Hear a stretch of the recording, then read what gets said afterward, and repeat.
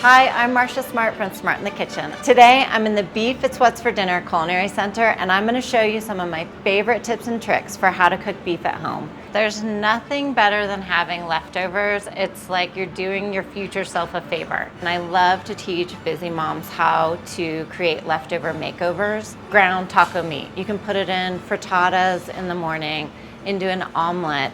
Chili can be made into an omelet, which is delicious. You can make chili nachos.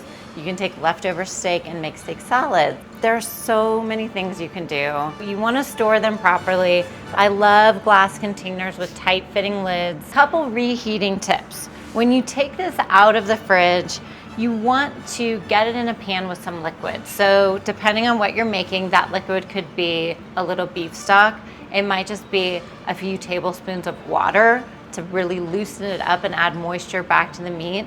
It could be red salsa, it could be tomato sauce, or just some tomato puree that you add. And a couple nights from now, I could use this sloppy joe mixture to make tacos. I would just warm it up in a pan with a little bit of beef stock and some taco seasoning, and it would be delicious for tacos.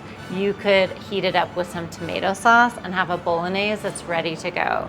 You could also use it in quesadillas with some hot sauce, and it would be phenomenal. So it's just about taking those flavors and making it into a whole other dinner.